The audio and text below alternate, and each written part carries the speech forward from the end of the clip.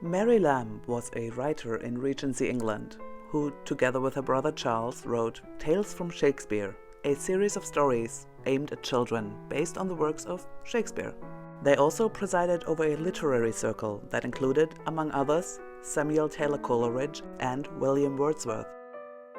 Mary was described by Thomas Telford as remarkable for the sweetness of her disposition, the clearness of her understanding, and the gentle wisdom of all her acts and words.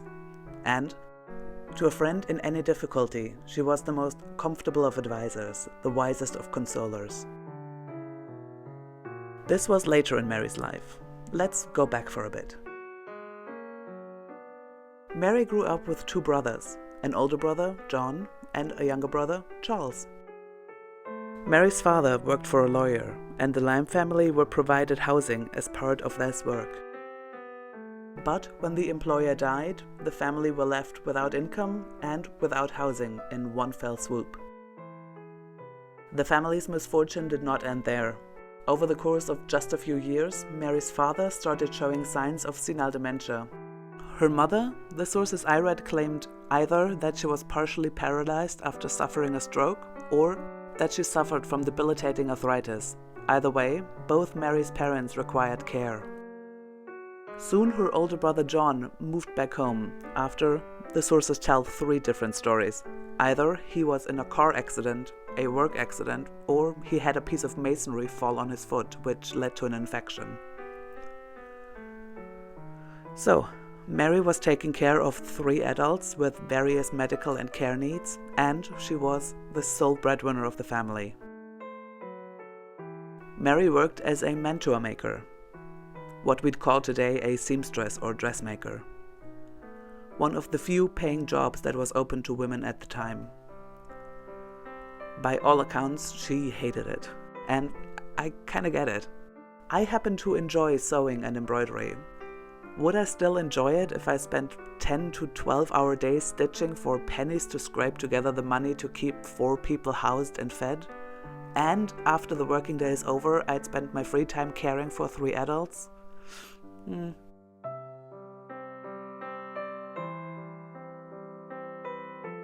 If you're wondering where the younger brother Charles was, he was working for the East India Company, but he had not started earning yet.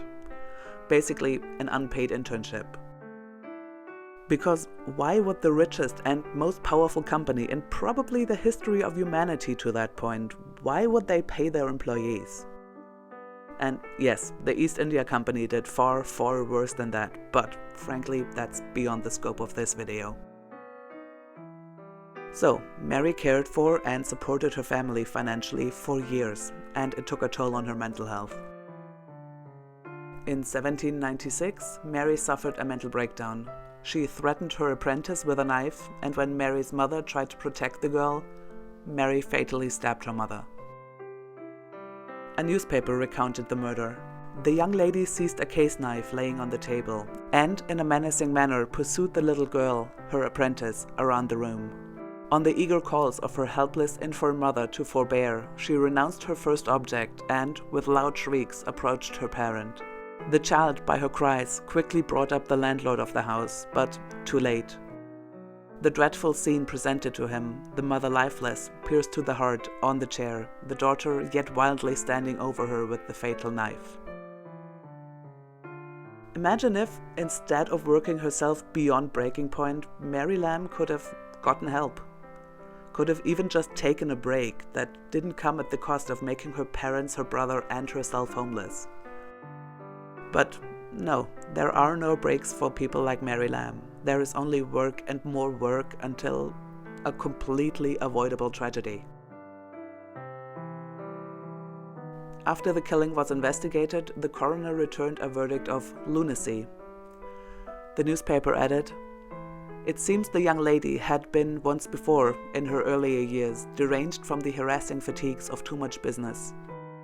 So, again, Mary's mental health issues were known, and the killing could have been avoided. Mary was confined to a mental facility called Fisher House in Islington. She was later released into her younger brother Charles's care. The siblings set up a household together in what Charles described as a kind of double singleness. Charles and Mary set up a literary circle and worked together on essays and children's tales and poems. The income allowed them to live comfortably. There is only one piece, as far as is known, that Mary wrote alone, an essay called On Needlework, published in 1815 when Mary was 50 years old, as a letter to the editor in the British Ladies magazine under the pseudonym Sempronia. The essay was described quite aptly by Anne Wallace as a maddening mixture of nascent feminist critique and entrenched patriarchal values. In On Needlework, Mary Lamb calls for the complete professionalization of needlework. In Regency England, needlework was a skill every woman was expected to have, and it was a major component of girls' education at the time. Needlework was, for upper-class women, a pastime, a way to keep busy and not appear idle. For working-class women, like Mary Lamb in her younger years, it was one of very few ways to make an income. Mary appeals to the upper-class women readers of the British Ladies magazine to stop taking food out of their working sisters' hands. She suggests women should stop stitching so much, and they'll have more time to make the home pleasant for their husbands. Yeah, give her a break, it was 1815 and she was writing for an audience of married women. Mary also argues that, in the interest of both working-class and upper-class women, needlework, which includes embroidery, sewing, knitting and crochet, should only be undertaken as paid employment, to recognize the economic value of women's time and labor, and to allow women time for leisure pursuits. If needlework were only done professionally, so much more readily will women be upon an equality with men as far as respects the mere enjoyment of life.